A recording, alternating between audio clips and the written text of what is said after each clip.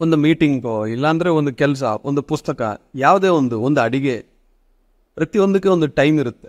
ನಾನು ಶುರು ಮಾಡಬೇಕಾ, ಸ್ಟಾರ್ಟ್ ಮಾಡಬೇಕಾ, ಒಳಗೆ ಹೋಗ್ಬೇಕಾ, ಫಸ್ಟ್ ಎಂಟ್ರಿ ಪಾಯಿಂಟ್ ನಿಮಗೆ ಕ್ಲಾರಿಟಿ ಇರಬೇಕು.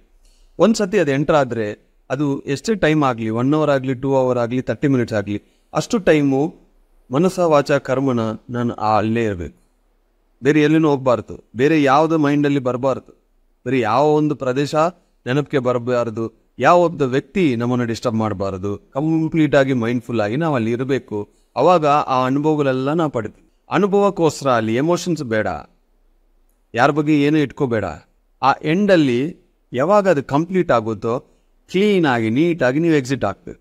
ಆ ಎಕ್ಸಿಟ್ ಯಾಕೆ ನಾನು ಹೇಳ್ತಾ ಇದ್ದೀನಿ ಅಂದರೆ, ಆ ಎಕ್ಸಿಟ್ ಟೈಮಲ್ಲಿ ಇಲ್ಲಿ ನಾನು ಬಂದಿದ್ದೀನಿ ನನ್ನ ಇಷ್ಟ ಪ್ರಕಾರ, ಇಲ್ಲಿ ಎಷ್ಟೊಂದು ಅನುಭವಗಳಾಗಿದೆ, ನನ್ನ ಆತ್ಮಕ್ಕೆ ಉಪಯೋಗ ಆಗಿದೆ, ನಾನು ಎಕ್ಸಿಟ್ ಆಗ್ತಾ ಇದ್ದೀನಿ. ಎಕ್ಸಿಟ್ ಆಗೋ ಸಮಯ ಅಲ್ಲಿ ಯಾರ ಬಗ್ಗೆ ಯಾವುದೇ ಒಂದು ಅನ್ನೆಸೆಸರಿ ಎಮೋಷನ್ಸು, ಥಾಟ್ಸು ಯಾವ್ದು ಇಟ್ಕೋಬಾರದು, ಕ್ಲೀನ್ ಎಕ್ಸಿಟ್ ಆಗ್ತದೆ. ಅವಾಗ ಏನಾಗುತ್ತೆ, ಯಾವುದೇ ಒಂದು ಡಸ್ಟು ನೀವು ಕ್ಯಾರಿ ಮಾಡಲ್ಲ, ಬರೀ ಅನುಭವಗಳು ಮಾತ್ರ ಕ್ಯಾರಿ ಮಾಡ್ತೀರಿ. ಡಸ್ಟ್ ನೀವು ಕ್ಯಾರಿ ಮಾಡಿದ್ರೆ ಇನ್ಸೆಕ್ಟ್ ಬರುತ್ತೆ. ಬೇರೊಬ್ಬರ ಬಗ್ಗೆ ಯಾವುದೇ ಒಂದು ಜಡ್ಜ್ಮೆಂಟ್ಸ್ ಆಗಲಿ, ಈ ಥರನೇ ಇವರು ಆ ಥರನೇ ಅಂತ ನೀವು ಏನಾದರೂ ಮನಸ್ಸಲ್ಲಿ ಇಟ್ಕೊಂಡಿದ್ರೆ ಯಾವುದು ನೀವು ಅಟ್ರಾಕ್ಟ್ ಮಾಡ್ತೀರಿ?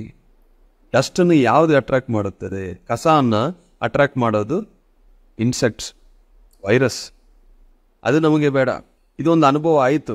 ನೆಕ್ಸ್ಟ್ ಟೈಮ್ ಎಂಟ್ರಿ ಆಗಬೇಕಾ ಇಲ್ವಾ ಅದನ್ನು ನೀವು ಡಿಸೈಡ್ ಮಾಡ್ಕೊಳ್ಳಿ, ಪರವಾಗಿಲ್ಲ. ಇವಾಗ ಆಲ್ರೆಡಿ ಎಂಟ್ರ್ ಆಗಿದ್ದೀವಿ, ಆ ಟೈಮಲ್ಲಿ ಕಂಪ್ಲೀಟ್ ಅನುಭವ ಪಡಿಬೇಕು, ಎಕ್ಸಿಟ್ ಕ್ಲಿಯರ್ ಆಗಿ ಆಗಬೇಕು ಅಷ್ಟೇ.